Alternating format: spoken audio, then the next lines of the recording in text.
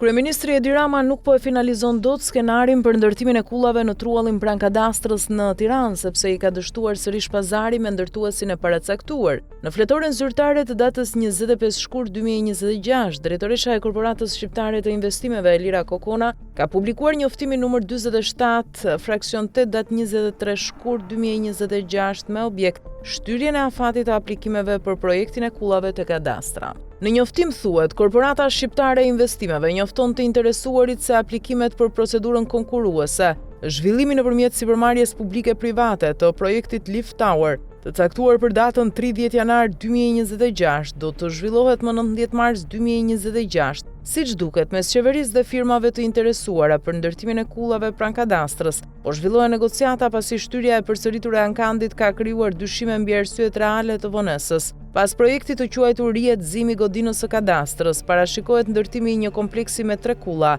nga 40 kate mbi tokë dhe 7 kate nën tokë. Kullat parashikohen të përdoren për banim, zyra, ambiente tregtare, hotel, rezidencë studentore dhe parkime. Sipas projektit, 100% e sipërfaqeve të banimit dhe 60% e sipërfaqeve tregtare, zyrave dhe parkimeve nëntoksore do t'i kalojnë partnerit privat. Shteti si pronarit truallit do të marrë 40% të sipërfaqeve tregtare, zyrave dhe parkimeve, ku përfshihen edhe zyrat e reja të kadastrës së përgjithshme. Kjo është shtyrja e 6 e projektit. Afatet janë shtyrë në nëntor 2024, janar 2025, maj 2025, shtator 2025, 30 janar 2026 dhe së fundmi me njoftimin e datës 23 shkurt 2026, që e çon ankandin më 19 mars 2026. Në 3 shpalljet e para për projektin e kullave të kadastra shprehën interes kompanitë Edil Alit, DK Construction One Corp dhe Alco Impex, por procedurat u anulluan me argumentin e ofertave të paleverdishme. Deri tani janë përzgjedhur projektet e bashkimit të 6 studiove private, Bauku Studios Siato, Muoto and Sam Chermayev Office, Yellow Office, Bollinger Grohman, Atmos Lab, Simoy Bodvin dhe Archimede. Vonesa e vazhdueshme e projektit lidhet me mosmarrveshje mbi kushtet e zhvillimit dhe ndarjen e përfitimeve mes palëve të përfshira. Ambasadorja e Shqipërisë në Gjermani, Adia Sakiqi, është marrë pandehur nga prokuroria për veprat penale, shpërdorim detyre, falsifikimi dokumenteve zyrtare, përvetësimi titullit shtetëror dhe punësimi një shtetas rus në stafin e ambasadës. Sipas ligjit numër 23 datë 19 mars 2025 për shërbimin e jashtëm. Ambasadorja Adia Sakiqi tashmë e proceduar duhet ishte pezulluar nga detyra ditën që prokuroria e mori të pandehur. Në nenin 43 të ligjit thuhet, kreu dhe personeli i misionit diplomatike postit konsullor pezullohen nga detyra kur procedohen penalisht deri në marrjen e një vendimi përfundimtar. Ndaj ambasadores Adia Sakiqi ka filluar procedimi penal dhe është marrë pandehur, por nuk është pezulluar nga detyra duke vazhduar në krye të misionit diplomatik të Shqipërisë në Gjermani. Ajo konsiderohet e pafajshme deri kur të vendos drejtësia, por sipas ligjit duhet pezulluar nga detyra dhe duhet larguar nga shërbimi diplomatik, ndërsa po doli e pafajshme ajo rikthehet në shërbim. Në ligjin e ri për shërbimin e jashtëm, ky përcaktim ligjor është ndryshuar, duke parashikuar pezullimin nga detyra të ambasadorit, konsullit e punojësit vetëm kur ndaj tyre fillon procedim penal nga shteti ku ata janë atashuar. Nuk e dim nëse ky ndryshim ligjor është bërë për të mbajtur në shërbimin diplomatik Adia Sakiqin dhe për të mbrojtur diplomatët shqiptar të përfshirë në korrupsion e lidhje me krimin. Por ndryshimi i ligjit është bërë pas procedimit penal të ambasadores Adia Sakiqi dhe nuk ka efekt prapa veprues, duke detyruar ministren e jashtme Elisa Spiropali ta kishte pezulluar nga detyra. Aq më tepër që sipas informacionit, shteti gjerman i ka kërkuar Ministrisë së Jashtme të Shqipërisë ndërprerjen e akreditimit të ambasadores Adia Sakiqi. Argumenti është ky, ka cënuar raportet e besimit diplomatik, duke punësuar një shtetas rus në stafin drejtues të ambasadës së Shqipërisë ku kalojnë korrespondenca informacionesh konfidenciale të shtetit gjerman.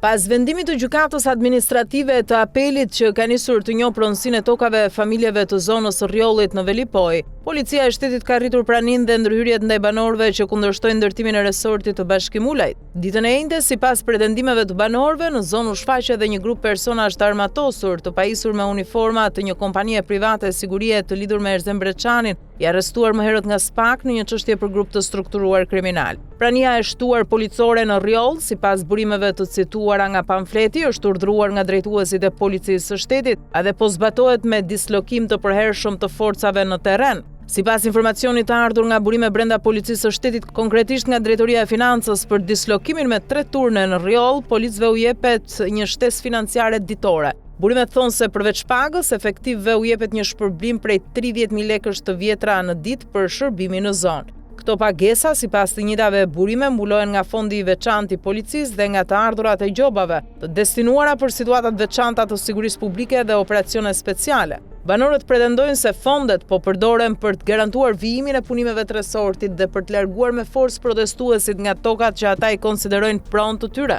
Në opinionin publik po qarkullojnë pretendime se disa drejtues policie mund të kenë përfituar shpërblime të paligjshme nga subjekte private për të vijuar ndërhyrjet në zonë, por këto mbeten akuza që kërkojnë verifikim nga organet e drejtësisë. Sipas të njëjtave burime, shpërblimet për efektivë do të vijojnë për aq kohë sa ata do të qëndrojnë në Rjoll në varësi të urdhrave operativ. Nga ana e tij, Bashkim Ulaj ka deklaruar publikisht se nuk do të tërhiqet nga ndërtimi i resortit në Rjoll. Policia vijon të qëndrojë në zonë, ndërsa banorët kanë paralajmëruar se do të vazhdojnë rezistencën. Përdorimi i forcave të rendit në një konflikt pronësie dhe zhvendosja e tyre nga sektorë të tjerë të sigurisë ka ngritur debate publike mbi proporcionalitetin e ndërhyrjes dhe mbi interesat që qëndrojnë pas projektit. Çështja mbetet në vëmendje të institucioneve dhe kërkon verifikim të plot ligjor.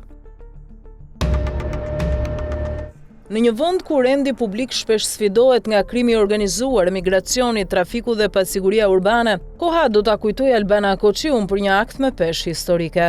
Do mbahet mend vetëm për një gjë në krye të Ministrisë së Brendshme: ndaloi me ligj monopatinat. Në çdo sektor tjetër të kësaj ministrie ka dështuar me sukses. Ndërsa qytetarët prisnin goditje të forta ndaj krimit, reforma në polici, hetime serioze ndaj korrupsionit në administrat dhe një strategji të qartë për sigurinë kombëtare, Ministria e Brendshme u përqendrua me vendosmëri te rrotat me bateri. Një lëvizje që në aspektin simbolik tregoi se shteti funksionon, sidomos kur përballet me mjete me 2 rrota dhe motor elektrik. Një bilans me zhurmë por pa jehon. Në drejtimin e saj, sfidat strukturore të rendit publik mbetën po aty ku ishin. Krimi i organizuar vazhdoi të jetë temë raporteve ndërkombëtare. Emigracioni i të rinjve nuk u ndal me ndonjë strategji sigurie, ndërsa perceptimi i qytetarëve për rendin publik mbeti i luhatshëm.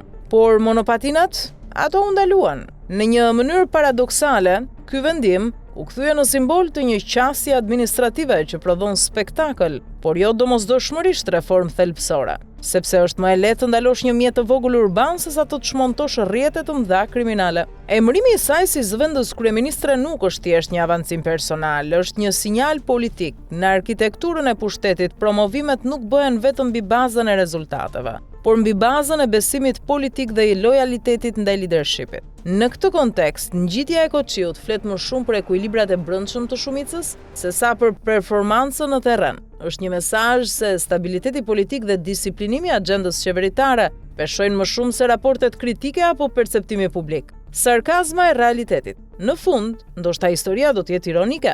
Në një periudhë me sfida të mëdha sigurie, vendimi më i prekshëm për qytetarin e zakonshëm ishte ndalimi i monopatinave. Një mas që u shit si disiplinë urbane, por që u kthye në metaforë të kufive të reformës. Sepse kur krimi është kompleks dhe sfidat janë strukturore, është gjithmonë më e thjeshtë të shpallësh fitore ndaj një mjeti lëvizës se sa ndaj një sistemi të tërë.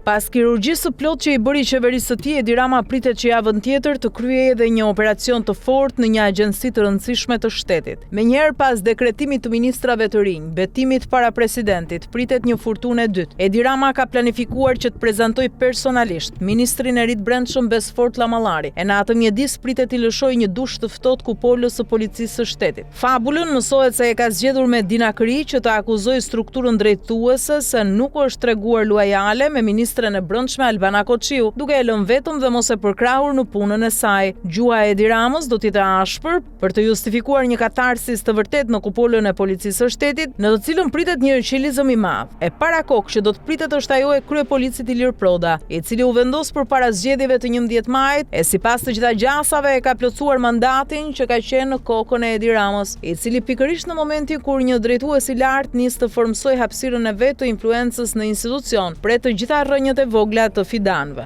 Ndërkohë, shkaku i vërtet i ndryshimit qëndron diku tjetër, e ka të bëjë me paranojen e shtuar tek Edi Rama për një bashkëpunim të mundshëm si logjik si shkëmbimi informacioni ndërmjet policisë dhe SPAK-ut. Edi Rama kërkon ta kthejë policinë e shtetit në një gardë pretoriane, që në rast të ndonjë telashi të madh të dalë në front të hapur luftimi me armiqtë e kryeministrit. Lufta në këtë rast nuk do të jetë as pak e ftohtë, por e ashpër, madje edhe trup më trup. Kur sulmoi hapur trimoshët e BKH-s me patllake, dërgoi pikërisht sinjalin që askush nuk duhet mendoj të afrohet pasi do të ketë përgjigjen direkte. Drejtori i ri pritet të emërohet një personazh i kësaj garde pretoriane që detyrën primare dhe më të rëndësishme ka të kontrollojë çdo informacion që kalon nga prokurorët dhe drejt prokurorëve. Kjo jo vetëm për çështjet e hetimeve që mund nisin prokurorët special, por çfarëdo informacioni në territor, sidomos për çështjen e investimeve, trojeve, ndërtimeve apo transaksioneve të ndryshme. Aksioni i SPAK-ut shumë afër Partisë Socialiste ndaj një kompanie call centeri u krye në bashkëpunim me strukturat policisë, por që ministri Akoqiu nuk kishte dieni për të. Kjo e ka gjendosur kryeministrin, i cili mësohet se i ka thënë se nuk e bën dot detyrën që i është caktuar, që atë ditë ajo shkarkuar realisht dhe Rama ka pritur ditën për të vepruar. Ndërkaq nuk është se ai nuk është i informuar nga gjithçka ndodh në kupolën e policisë përveç raporteve zyrtare, pasi Rama ka disa rrjete paralele dhe të kryqëzuara kontrolli mbi pushtetin, e këtë e ka treguar gjithë këto vite. Por tani druhet një rrëshqitje toke në struktura të ndryshme të policisë me rrjedhje informacioni apo me bashkëpunim me ndërkombëtarët. Në Shqipëri është kthyer në tradit gjithë këto 35 vjet që oficerë të ndryshëm policie janë një mjedis i lakmuar i agjensive dhe shërbimeve të ndryshme, duke përdorur aktivitete dhe festa për të afruar njerëzit që të marrin diçka nga brenda. Pikërisht kjo pjesë, do me thënë takimi i çdo oficeri të lartë me diplomat apo kolegë të huaj, pritet të ndalohet me urdhra të veçantë, një akt që sipas të gjitha gjasave ka për të qenë i padobishëm, por si do të jetë do të rrisë presionin dhe paranojen.